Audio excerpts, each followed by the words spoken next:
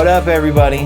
Welcome back to the Hills Are Silent podcast, where we chop, swing, chop, hacksaw it up about the games of yesterday, today, and tomorrow.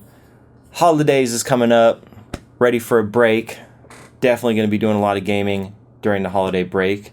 Also, I will be up in Peoria, Illinois, with Mitch for the holidays, and we'll be jamming on some old classic games we grew up on the Nintendo GameCube. We mentioned this on a previous episode.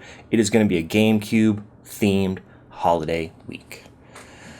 All right. Yeah. Anyway, got some good stuff for you this episode. So without further ado, I think we should roll into it. All right, Mitch. Let's just start off with what you've been playing. Yeah. What you been playing, man? Yeah, it's one that I've been playing before bed quite a bit. It's taken me a little while because, as I've talked about on previous pods, when I play my Nintendo Switch in bed, I get sleepy right away and then end up just closing it and going to bed.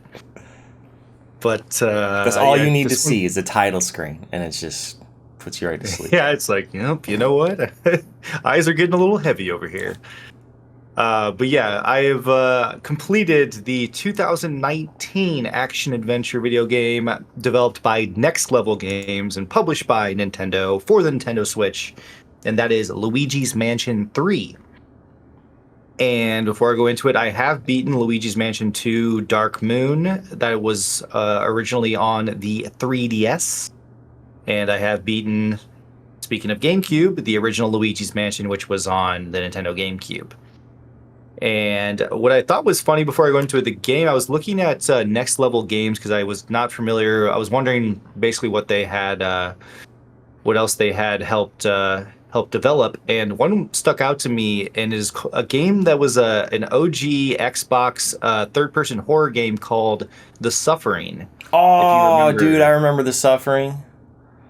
Yeah, they did. They weren't the primary developer on it, but it did say in their Wikipedia that they did help with the creation of the game. So it's funny that they do Nintendo, I guess Nintendo style horror, third person horror games, and then obviously a little bit more adult one with The Suffering. So that was kind of a cool thing to see.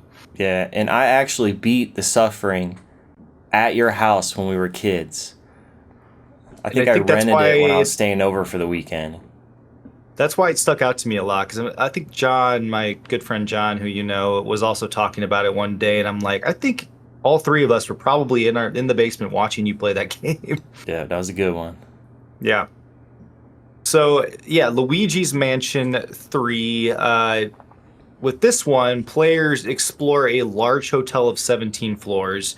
Each floor consists of a different theme, atmosphere, different variety of ghosts. Obviously, you're going to be sucking up ghosts in Luigi's Mansion. That's the whole premise. And then there's always a boss fight on each floor. So once you defeat one of the boss ghosts, you get another button, essentially, to a button that will give you access to the next floor. And when you get to the next floor, so yeah, you might want to turn me down a little bit, Mike. I can hear myself a little. Good, man. There we go. Perfect.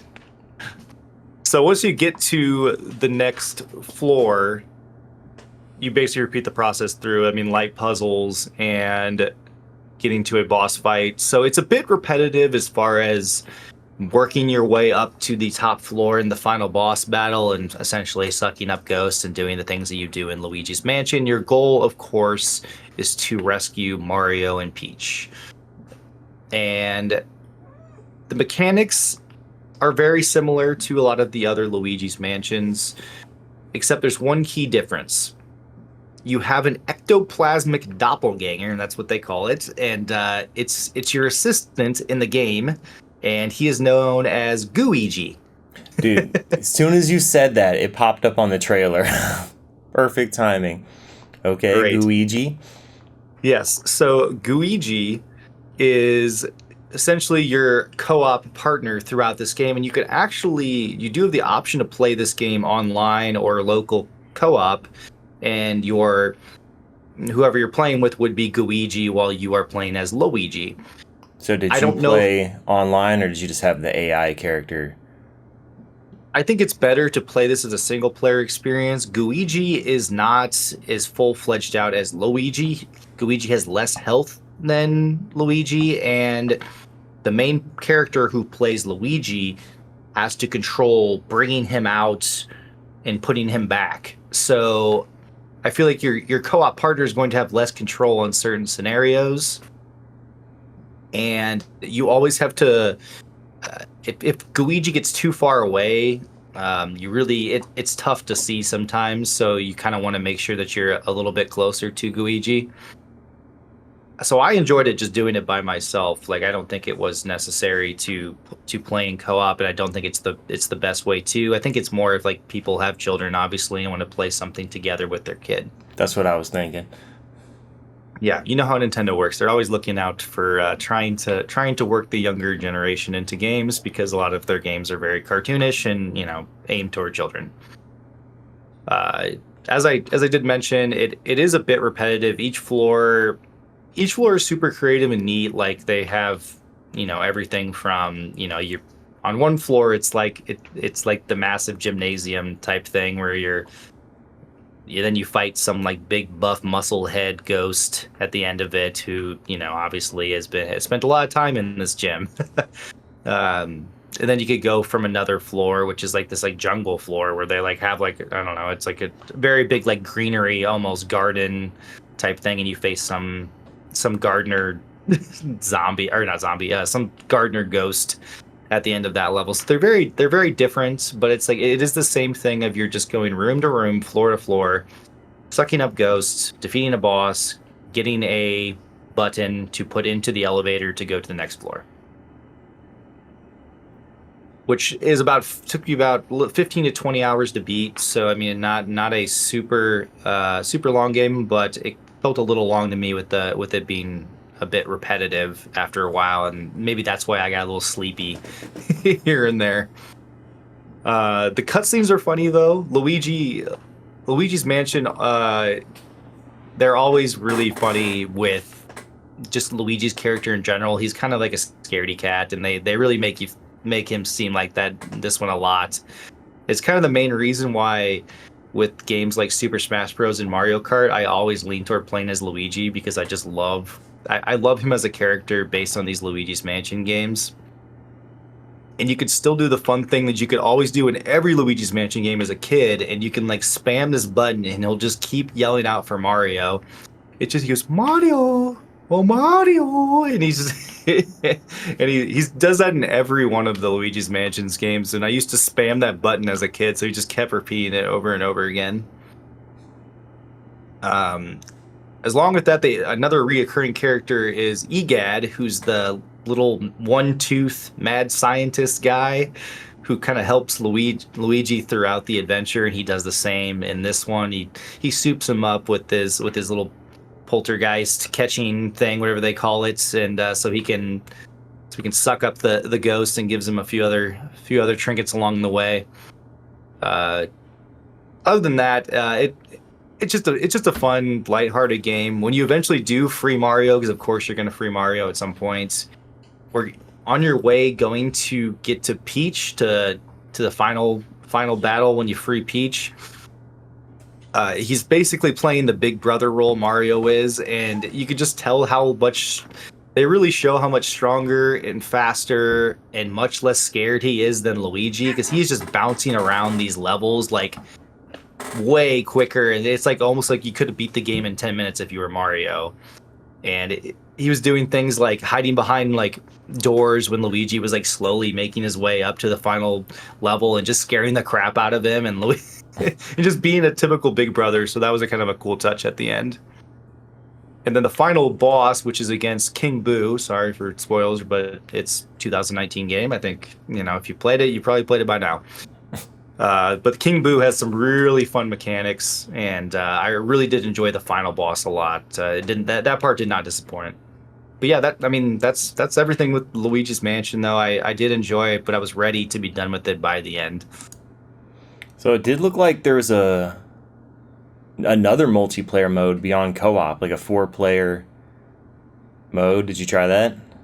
I did not touch that mode. No, I'm not sure if that one is an online thing or not. I probably would not be able to match with anybody if I tried, but it may be something I touch on before I take it out of the Switch and move on to something else.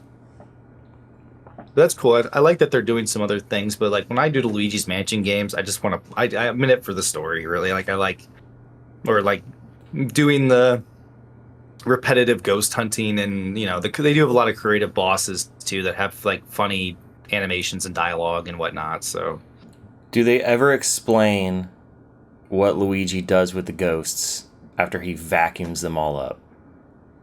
so yes, kind of. I mean, at spoilers again, but at the end, after you save everyone, Luigi's little poltergeist machine in his back like is damaged, and all the ghosts just come flooding out of it, and I guess they just literally stay in that poltergeist for eternity, and that's just where they inhabit until they are released. Or in this case, at the end, it was kind of a cool ending cutscene. The ghosts came out and they were really pissed off, and they were trying to whoop Luigi again, and Luigi had this crystal that I guess the ghosts wanted, but then the crystal evaporated, and then they just kind of stood there, and they're like, oh well, they don't know what to do now. And This does not sound like a very well written game. yeah, no, I mean it's just silly Nintendo stuff, but then I guess their home was destroyed because the mansion gets destroyed at the end, and then Egad, some with his contraptions, he ends up putting the mansion back together in a more lighthearted form, and all the ghosts live happily ever after with Egad at the mansion. So it was, there was a good ending to it, which, but yeah, it's all silly, but it's fun. Yeah. All right, cool. Anything else on Luigi's Mansion? Nothing else. It was a good playthrough. Ready to move on to something different. Yeah. All right, so I know this has been covered to death already, and it only happened earlier this week, but Rockstar did drop a trailer for Grand Theft Auto 6. And we're only going to talk about it briefly because, for one, I think the trailer's only like 90 seconds. There's not a whole lot that can be said about it. The main thing is that this trailer broke tons of viewership records on YouTube. I've got a Game Informer article up that says Grand Theft Auto 6 trailer surpasses 100 million views, breaks record for most views in 24 hours on YouTube, which is insane. I mean, I know people love this game, but that I expected a lot of YouTube views, but I did not expect it to be like the fastest viewed video ever. That's pretty wild. There's a lot of aside from it being the most viewed one, I think it is the might hold the record for the most big booties in a trailer I've I've seen too, because they do not. They got people twerking on cars. It is a wild trailer for how short it is. Yeah. And man, Grand Theft Auto is awesome because it mixes so many crazy ideas into one game. So you mentioned Luigi's Mansion being kind of repetitive. Well, I mean, to a degree, Grand Theft Auto can be repetitive. There is at its core a gameplay loop, but right.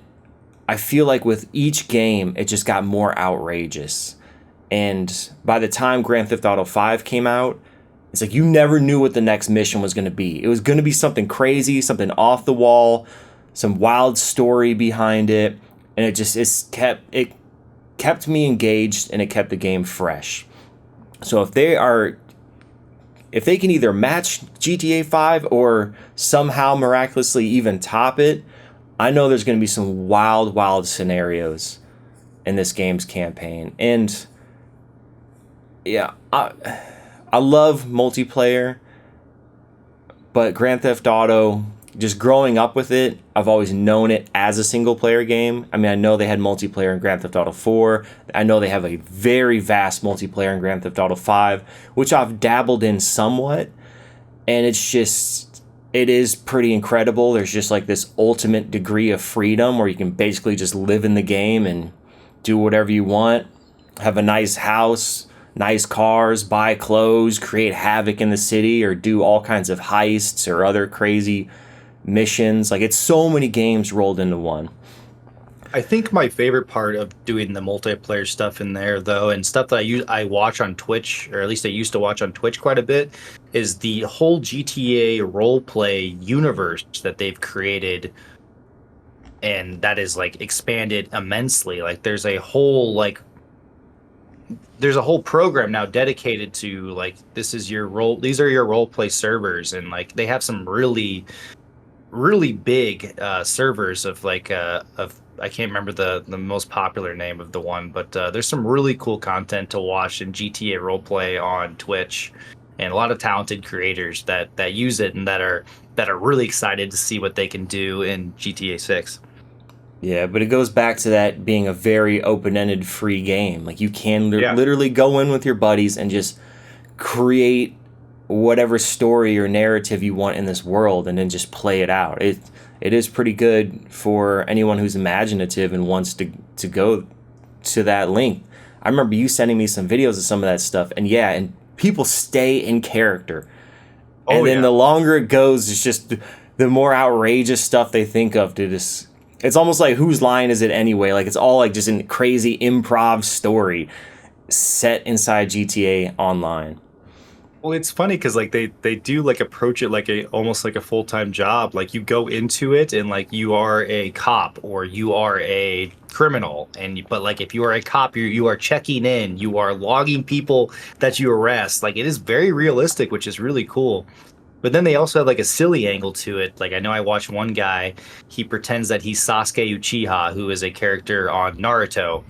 And he basically sounds just like him, but he acts like a GTA adult version of Sasuke, and he does all these, it's just silly because he like makes himself seem like a I don't know, seems like a ninja in a GTA scenario. So it's just kind of wild how like things that you can do in there to be super creative.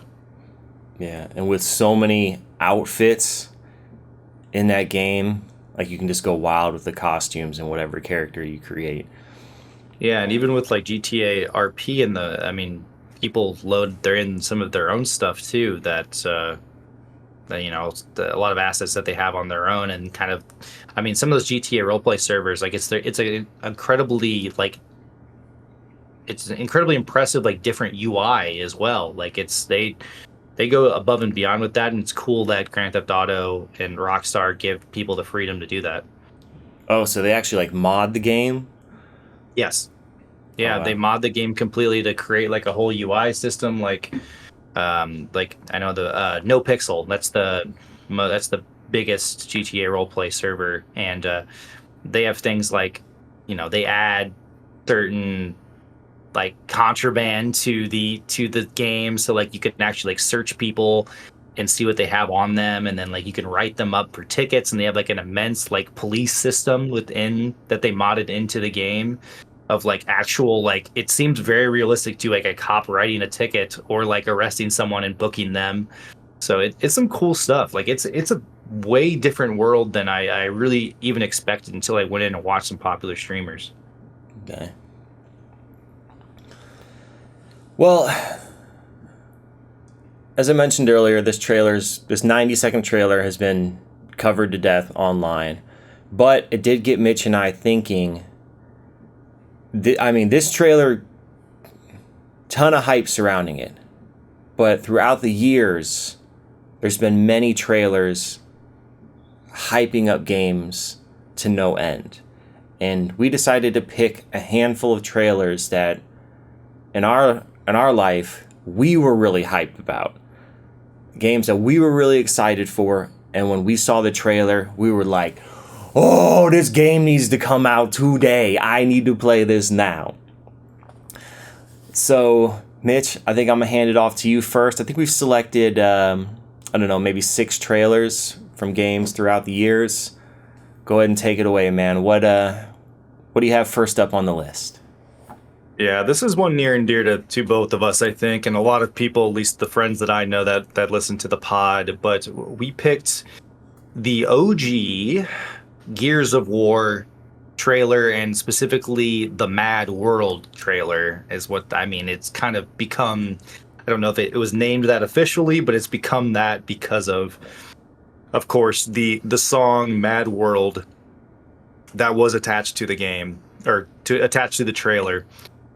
That song was the literal perfect choice for that game. It set the tone. It got the thing, like, well, you were saying, like, GTA 6 is an already established property. People were really hyped for that game because of it, the games previous to it, and them really waiting for the next one.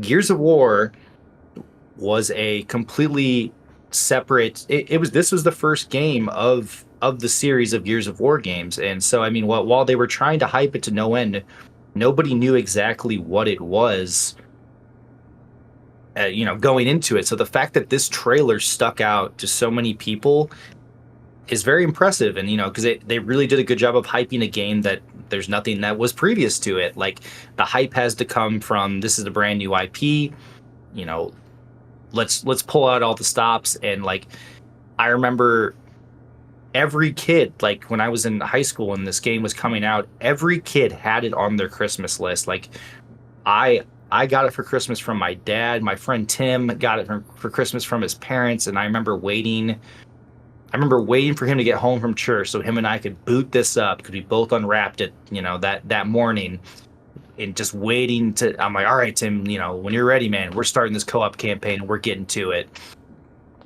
Yeah, and it really was an amazing game. It's just, with so many games that come out that sometimes just are kind of samey looking, and there's not anything really distinct about them. When you saw this trailer, I mean, from the art style to, like, the way the characters are just real bulky, and just everything about it was very unique, but also just so cool looking.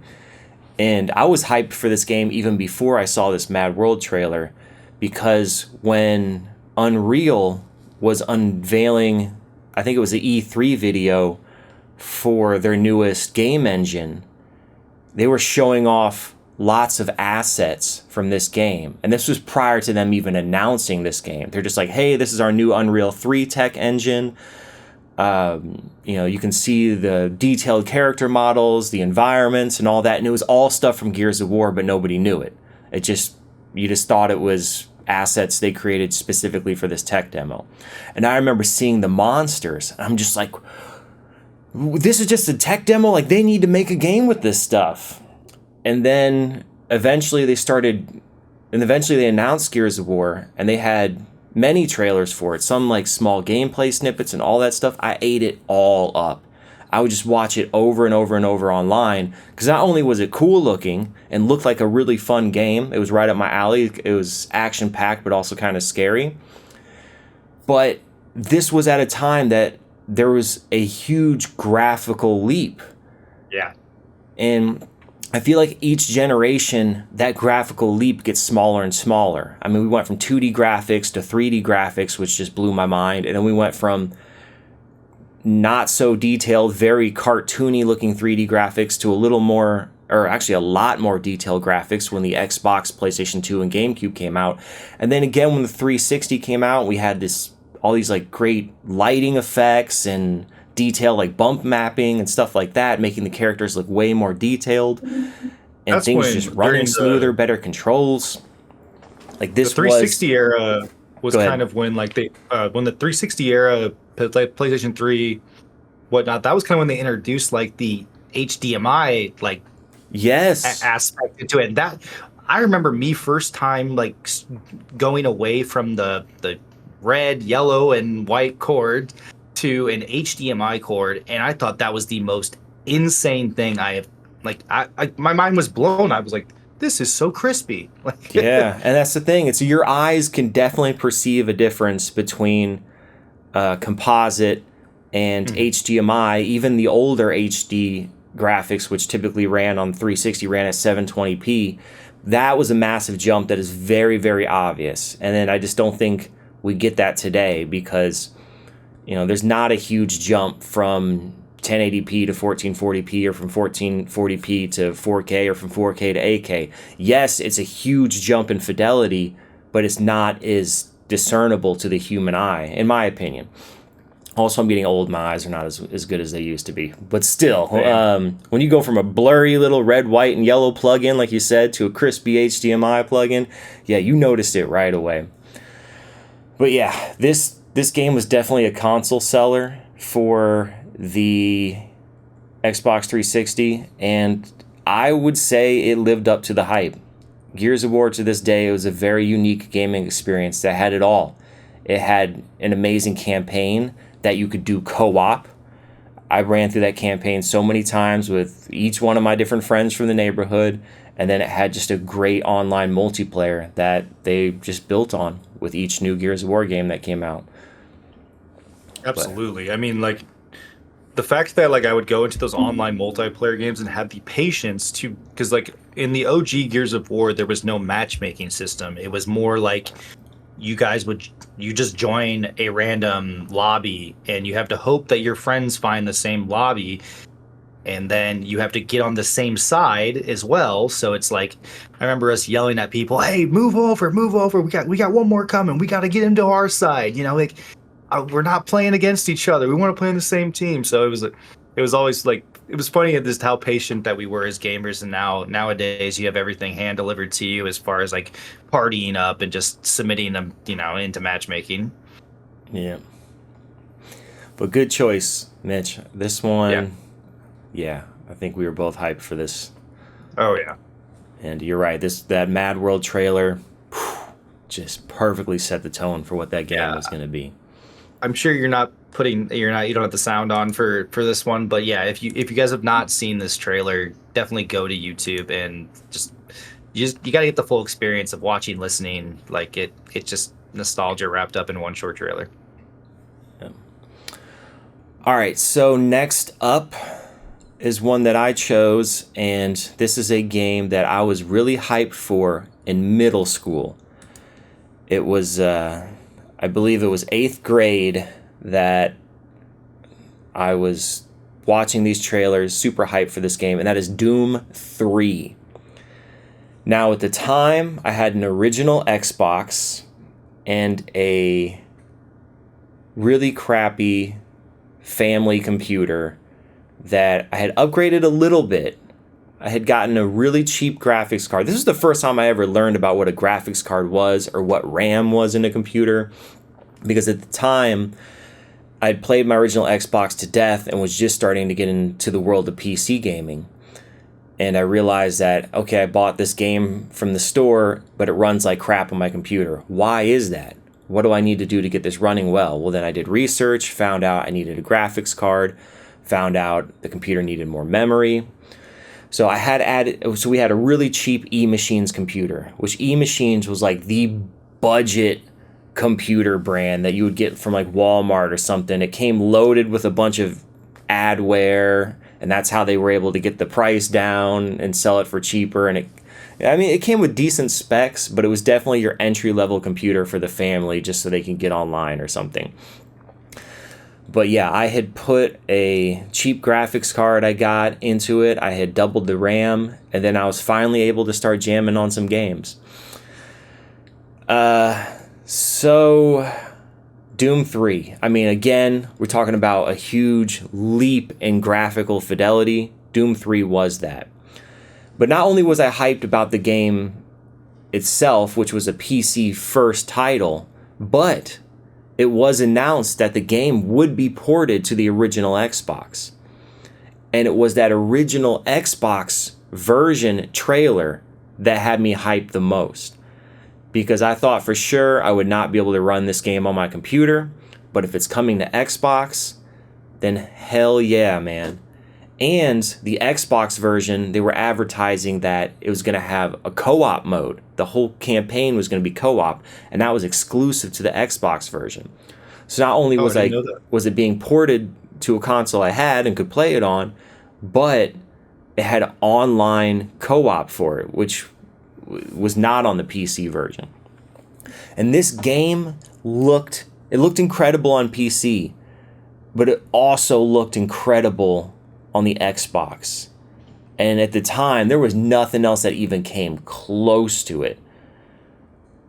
So the fact that they could get this running on an Xbox, I mean, granted, there is some downgrades in the visuals, but again, like I said, it still looks better than any other game on the Xbox. The fact they got this running on that console was amazing. And I watched this trailer over and over and over again. I was looking at the screenshots online. I was looking at the screenshots in video game magazines. I'm just like, it just was the most beautiful thing I'd ever seen at the time. And it's funny because today, I mean, this game still holds up and looks nice, but today everything looks even more amazing than this, and I just don't even think anything about it. So, the PC version ended up coming out first, and then the Xbox version, I believe, was delayed for quite some time.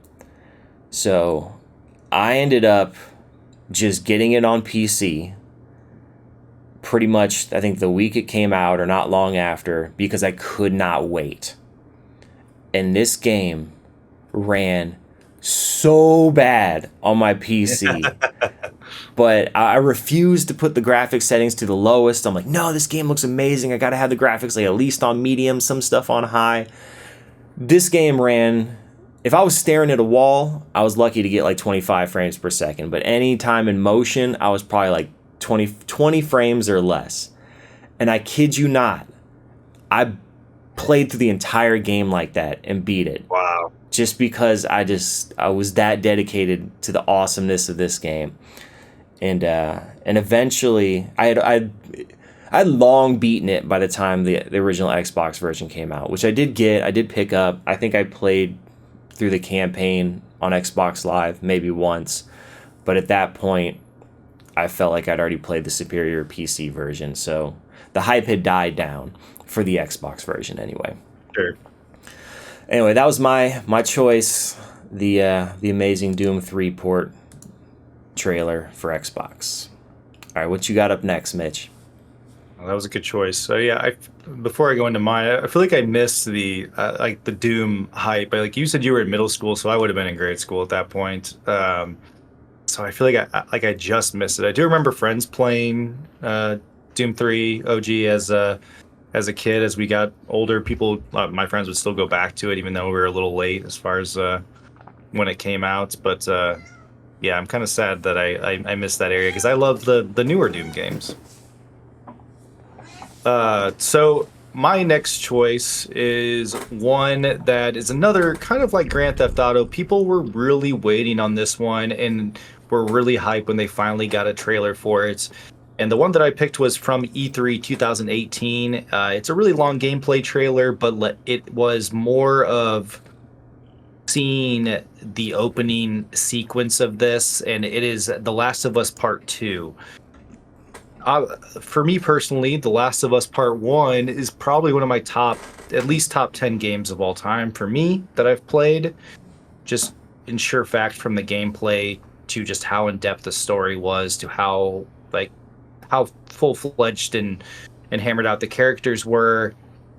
Just such a well-told story and game.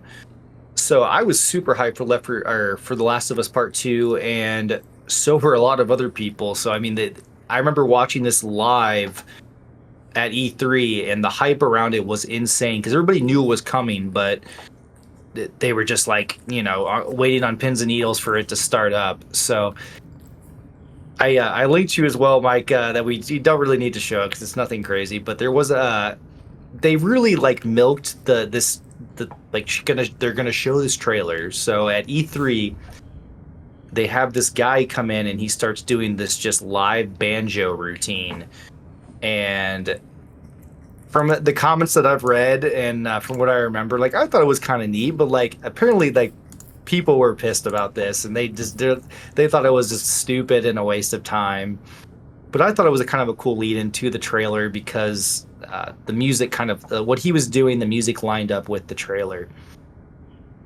So like I thought it was kind of cool, but I guess people slammed him for saying that it was kind of a waste of time and that they really just tried to milk, hey, we're gonna show this trailer, but here's some filler beforehand. but yeah, this Last of Us Part 2 trailer was long too. Like, I mean, they gave us so much, which like we all appreciated. With like we wanted to see what they were going to do next after the ending. The ending of The Last of Us Part 1 is pretty abrupt and pretty wild. So you really want to know what happens, and they kind of leave you on a cliffhanger. So it was cool to get the at least a little taste of what was to come in The Last of Us Part 2. And it shows Ellie, who is all grown up, which was crazy to see her transformation. And then as well as the gameplay, it teased you that, hey, you're going to be playing as Ellie for a lot of this game, and there's a lot of gameplay mechanics revolving around Ellie, and showing Ellie actually like killing people and killing zombies or infected. Yeah, that, I mean, it was just like mind-boggling, because like you've seen Ellie in The Last of Us Part 1, who really wasn't a character who was doing any, obviously Joel kept her away from doing much that was super dangerous in Part 1, but then you can see her in Part 2 that she has seen some things, she has been through some things, and she is ready to do everything on her own, because as we know in The Last of Us Part 2, she's going to have to do a lot on her own. So yeah, just the buildup of that around it, going into it, it was just really cool to see so many things that they showed on that E3 trailer. Go ahead, Mike. All right, so knowing you were hyped for this game, was this a day one purchase? Did you get it when it first came out? Actually, no, it was not a day one purchase. I waited for a while, actually. I don't think I was making a ton of... I feel like that was when I was a little more broke and I was living on my own, but I didn't have a good enough salary to just spend at ease, like if I wanted to. So I think I waited for that one till it dropped to like $30, and then I picked it up. But once I did pick it up, it moved to the front of my list because I really wanted to play through it and see the story. I also had been like, after it came out, there was a lot of I don't know if backlash is the word, but there was some people who were not as sold on it as others. There was a bit of a mixed reaction at first, because obviously for people who have played it, it is kind of split into two parts. You play as Ellie for one part, but you also play as Abby for almost half the game as well. And I know a lot of people didn't really like that. I enjoyed it. I think it was good that they told a story in different perspectives, but I know some people didn't like that. So, but all in all, I loved the game. I'm excited for, if they show another trailer for a part 3, I will be all over that as well. Trailer's brutal, man. We went from showing Ellie making out to then stabbing some dude violently in the woods at night. That was pretty... It just hammers home what I was saying. Like, yeah, it hammers home like that Ellie is grown up, and like just like the difference between game 1, game 2 Ellie is a drastic difference, and it kind of like it shocked people. It was like, but people were like, it made us hyped though, because we're like, wow, like we are seeing this different side of Ellie. We're going to be playing as her, and this looks brutal. So anyway, what were your thoughts on the game? Do you think it was better than the first one? Not as good? On par?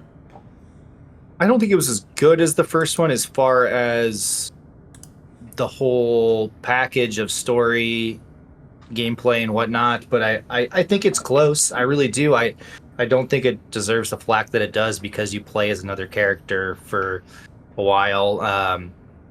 I think the story was... it's dark. It's darker than the first game, and the first game was pretty dark as well. So... it's brutal, but like it is quite long. It is longer than the first game as well, which might have turned some people off. But no, I enjoyed that game. I burned through it so fast, and while it's not as good to me as the first game, it is definitely it's definitely close. So I can't remember. Did the second game have a multiplayer mode like the first one did? I think if I remember correctly, I don't want to misspeak, but I think they were going to do something, and maybe it got canceled. I'm gonna have to let me look that up. Part 2 multiplayer. Yeah, it said that it would not ship with multiplayer mode in this article, but I'm pretty sure that it just never came out, or if it did, it was not received very well. Okay. Yeah, I thought I'd heard that too, that they were working on it and then they ended up just canceling it. Yeah, I think that's what happened. All right, we got one more trailer that I was really hyped about. And yeah, I'm this excited for you to talk about this one. So this is for, I'm not sure if you're familiar with the writer and director George A. Romero. He's no longer with us. He has passed away, but he is most known for basically reviving the zombie genre. Well, I guess not even reviving it. I mean, zombies were a thing before George A. Romero, but his films brought it to what it is today. Like the common zombie tropes we think of, like, oh, they eat people, they move slowly. Well, nowadays we have fast zombies too, but at the time he basically popularized that. And a lot of the hype and the love for zombies today can pretty much all be traced back to his original films. He came out with Night of the Living Dead, which was, when did that come out? 60s maybe? Yeah, can you look that up, Mitch? So his first film was Night of the Living Dead. Then he followed that up with an amazing sequel, Dawn of the Dead. And then he had a third film, Day of the Dead. And then over time, he released a few more movies in his Dead series. That there was Land of the Dead, I think like Diary of the Dead, and another one he came out with. Over time, the reception of the films kind of fell off, but he left a lasting impact. And he's basically the father of the modern zombie that we all know today. You were pretty spot on. 1968. Okay, yeah. So I loved zombie movies growing up, and it was a little more of a niche thing, even though his films were very popular. In the 80s and 90s and early 2000s, it was a lesser known genre, and it wasn't as popular as it was today. So you had a lot of obscure foreign films from the 80s that were pretty awesome. And so his film Dawn of the Dead was then remade in 2004. I believe it was directed by Zack Snyder. I think that was one of the films that really launched his career. And that movie was amazing, and that reignited the love for zombies. And then after that, I think it's just been on a trajectory to where now we've got so much zombie stuff, it's just like oversaturated at this point. But I just want to kind of set the mood, because back in the early 2000s, as somebody who loves zombies, there was not enough, which is hard to believe today, but back then there was not enough zombie stuff. Like I was jumping on anything there was, any movie, any game. And a game was going to come out called George A. Romero's City of the Dead. So it was officially licensed to be part of his Dead series. And to make things even cooler, in the game, you would be playing as Tom Savini, or at least he would be voicing the character and using his likeness. So for those who don't know, Tom Savini is a very famous special effects makeup artist who worked on the Dead films as well as Friday the 13th and a slew of other great horror films. And he's also acted as well. And I actually had a chance to meet Tom Savini just a few years ago. So he also worked on the Creepshow series, both the original films and the newer series that's come out recently. My buddy works in the film industry, and he was working on the Creepshow series, and he invited me to their wrap party that they have after they finish filming. And I was talking to him, and I mentioned Tom Savini, and he's like, "Oh, he's here. Do you want to meet him?" And I was like, what? No way, man. Because, I mean, I was totally just fanboying out because growing up, all the horror movies I loved, the special effects were handled by Tom Savini. So I've met some celebrities in my life, but I have to say this was the one moment I was truly starstruck. So he brought me over to Tom Savini, said hey to him, and I froze up, man. I couldn't even bring myself to words. I was just like, man, I'm in the presence of greatness. I don't even know what to say to this man. Anyway, yeah, I was just honored to be standing next to such an amazing artist. So coming back to this game, yes, you'd be playing as Tom Savini, and this was going to be a PlayStation 2, original Xbox, and PC release. The trailer made it look like everything I wanted. A zombie apocalypse, and you just trying to survive as a first-person shooter, and it looked really gory and violent. So my young, like, 13, 14-year-old self was like, yes, this is the exact game I want. Blowing off zombie heads, blowing off limbs, blood, guts, just guns, zombies, just dark, scary city, everything. Yep. And yeah, it was just going to be so over the top. And alas, the game, I was so hyped after seeing the trailer, but alas, the game was never released. It was canceled. So I don't know how far along they actually were with the game. And sometimes you get lucky and like beta builds leak on the internet so you can still play them.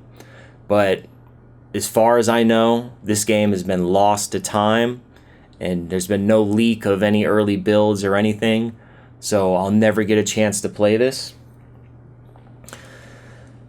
So we're ending on kind of a sad story because this is a trailer that got me super hyped for a game that ultimately never released.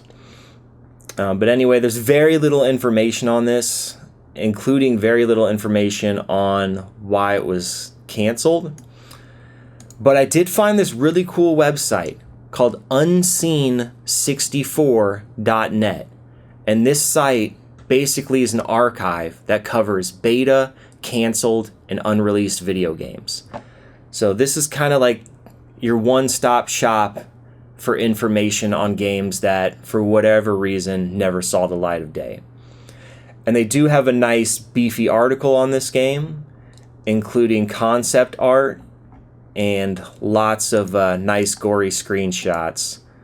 So I went through these, and man, this game could have been crappy, but because, you know, you don't really know until you get your hands on it. But looking at these screenshots, I think this would have been pretty awesome. And I was just about to say the same thing. Yeah, like it looks pretty awesome. Yeah, and there was definitely nothing like this on the PlayStation 2 or Xbox at the time. So, rest in peace to George A. Romero. Rest in peace to this project. It would have been awesome had it seen the light of day. But yeah, I'm always curious about games that get canceled, especially ones that were really close to being finished. So there did end up being a George A. Romero game that came out on the original Xbox and PC called George A. Romero's Land of the Dead, Road to Fiddler's Green. And it came out to coincide with the film Land of the Dead, I think around 2005. And that one, I knew about this one, the City of the Dead, that was supposed to come out. That other one, I never even knew that was a thing. It wasn't until years later that I'm like, whoa, there was a George A. Romero game released on the Xbox. But unfortunately, that one got really bad reviews and is often cited as being one of the worst games on the original Xbox. Which, oddly enough, it's also collectible, so it's kind of expensive to hunt down a copy of it, which is so weird to me. I never understand why crappy games become sought after. Well, it's like the one that we showed on the pod. The LSD game is highly collectible. Yeah, I mean that one goes for thousands of dollars, and this just is not. No, it's not fun. Slightly interesting, yes, but you're definitely not going to get your money's worth spending a couple grand on that game. But yeah, I mean, even looking at the concept art and the weapon models, man, this game was just oozing cool. Whoever was working on, they got a freaking shotgun with a shovel attached to it as the stock of the shotgun, so you can shoot somebody, turn around, and beat them with the bloody shovel on the back of it. What? I mean, whoever was designing this game was just coming up with these crazy, awesome concepts. You got grenade launchers, all kinds of like weird makeshift weapons, a homemade spear gun. Man, dude, this would have been so cool. I think somebody, if anybody who worked on this game needs to be interviewed. I would love to just hear the story of this. But maybe we'll never know. Anyway, that was the last trailer that we had in our list of trailers we were super hyped about throughout our past. So, Mitch, anything else you wanted to cover? Nope. Great episode. Cool trailers. Agreed. Thanks, everybody, for tuning in. You can find all our episodes on YouTube, Spotify, Apple Podcasts. Where else are we at on the internet, Mitch? We are at our Twitter account at Hills Are Silent. Instagram is Instagram.com/Hills Are Silent. Our TikTok is at The Hills Are Silent Podcast. And our YouTube, again, is at The Hills Are Silent. If you have any questions, comments, feedback, game recommendations, anything at all, hit us up on our email inbox, hillsaresilent@gmail.com, and we will catch you on the next episode.